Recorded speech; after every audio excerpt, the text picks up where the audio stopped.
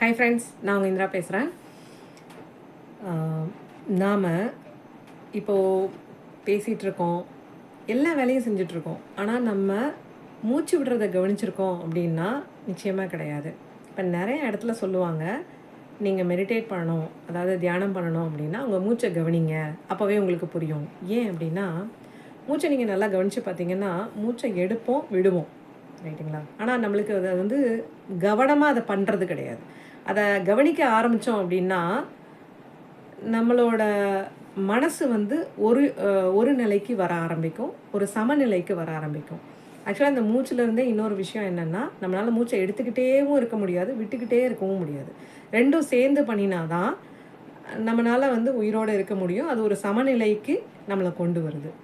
So இந்த மூச்சுனால் நிறைய நன்மைகள் இருக்குது. நம்ம நினச்சதெல்லாம் அடையலாம் அப்படின்றது ஒரு பெரிய ஒரு சூத்திரமே இருக்குது.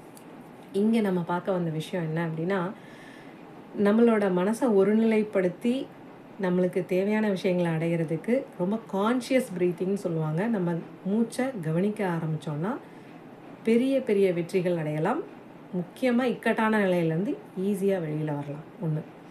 ரெண்டாவது விஷயம் வந்து எதையுமே ஒரு பேலன்சிங்காக பார்க்கறது. அதாவது ஒன்று நம்மளுக்கு கிடைக்குது அப்படின்னா கிடைச்சது நம்ம ஷேர் பண்ணுறது.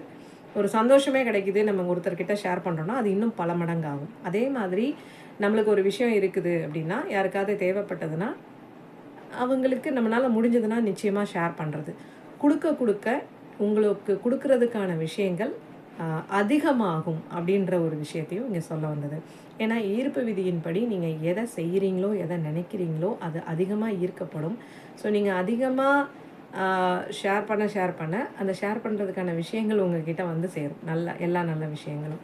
ஸோ அதற்கான பதிவு தான் இன்றைக்கி நாம் இந்த பதிவில் பார்த்தது. ஒன்று கான்ஷியஸ் ப்ரீத்திங், ரெண்டாவது நிறைய கொடுங்க, உங்களுக்கு நிறையா வந்து சேரும். எதுவாக இருந்தாலும், அன்பாக இருந்தாலும், இல்லை பொருளாக இருந்தாலும், இல்லை வேறு எதை ஹெல்ப்பாக இருந்தாலும். ஸோ உங்களுக்கு யாராவது அதே விஷயத்தை பல மடங்கு கொண்டு வந்து ஏதோ ஒரு வழியில் கொடுப்பாங்க, ஒரு மேஜிக்காக நடக்கும். Thank you.